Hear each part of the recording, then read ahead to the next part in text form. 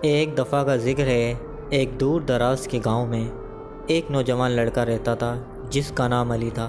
علی بہت ہی غریب تھا اور اپنے گھر والوں کی مدد کرنے کے لیے روزانہ جنگل سے لکڑیاں اکٹھی کرتا تھا۔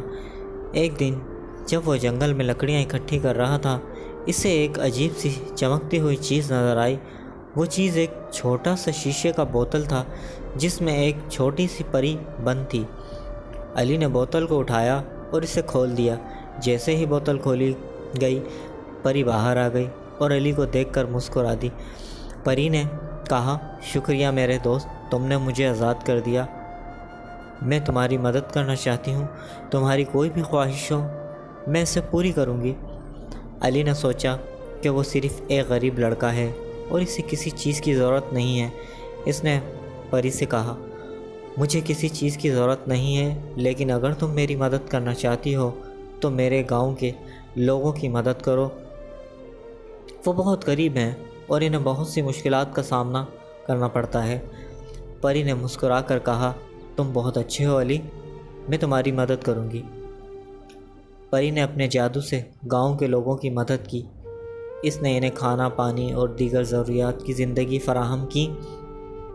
گاؤں کے لوگ بہت خوش ہوئے اور علی کو ان کا ہیرو سمجھنے لگے۔ لیکن کچھ ہی دنوں بعد گاؤں میں ایک عجیب سی بات ہونے لگی۔ لوگوں کو راتوں کو عجیب و غریب آوازیں سنائی دینے لگیں۔ کچھ لوگوں نے کہا کہ انہوں نے جنگل میں ایک بڑے سے جن کو دیکھا ہے جو انہیں ڈرا رہا ہے۔ علی نے پری سے کہا، کیا تمہیں پتہ ہے کہ یہ کیا ہو رہا ہے؟ پری نے جواب دیا، ہاں میں جانتی ہوں، یہ جن میرا دشمن ہے اور مجھے تلاش کر رہا ہے اور تمہارے گاؤں کے لوگوں کو ڈرا رہا ہے تاکہ میں اس کے سامنے آ جاؤں۔ علی نے پوچھا، کیا ہم اس جن کو روک سکتے ہیں؟ پری نے کہا، ہاں، لیکن اس کے لیے ہمیں بہت ہمت کی ضرورت ہوگی۔ جن کا سامنا علی اور پری نے مل کر جن کا سامنا کرنے کا فیصلہ کیا۔ وہ دونوں جنگل میں گئے جہاں جن رہتا تھا۔ جیسے ہی وہ جنگل میں داخل ہوئے، انہوں نے ایک بڑے سے جن کو دیکھا جو ایک درخت کے نیچے بیٹھا تھا۔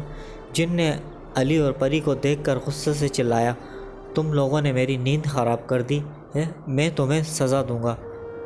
پری نے جن سے کہا، ہم تمہیں سزا دینے نہیں آئے، ہم صرف تمہیں روکنا چاہتے ہیں کہ تم گاؤں کے لوگوں کو ڈرا رہے ہو۔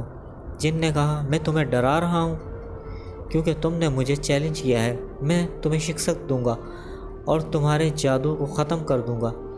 علی نے جن سے کہا، ہم تمہیں شکست دینے نہیں آئے ہیں، ہم صرف تمہیں سمجھانا چاہتے ہیں کہ تمہیں گاؤں کے لوگوں کو ڈرانے کی ضرورت نہیں ہے۔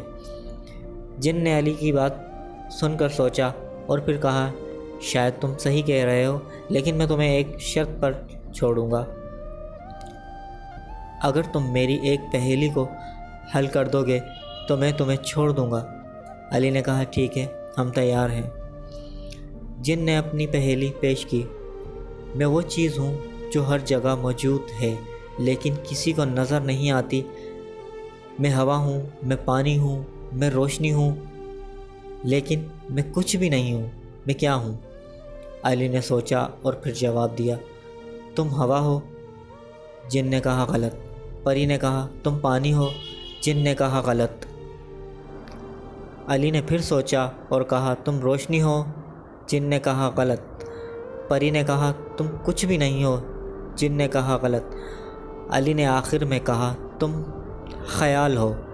جن نے مسکرا کر کہا، صحیح، تم نے میری پہیلی کو حل کر لیا ہے، میں تمہیں چھوڑتا ہوں اور تمہارے گاؤں کے لوگوں کو ڈرانا بند کرتا ہوں۔ جن نے اپنا وعدہ نبھایا اور گاؤں کے لوگوں کو ڈرانا بند کر دیا۔ علی اور پری گاؤں واپس آ گئے اور لوگوں کو بتایا کہ اب وہ محفوظ ہیں۔ گاؤں کے لوگ بہت خوش ہوئے اور علی کو ایک بار پھر ان کا ہیرو سمجھنے لگے۔ پری نے علی سے کہا، تم بہت ہمت والے ہو علی، میں تمہاری مدد کرنا چاہتی ہوں، اگر تمہیں کبھی بھی میری ضرورت ہو تو مجھے بلانا، میں تمہارے پاس آ جاؤں گی۔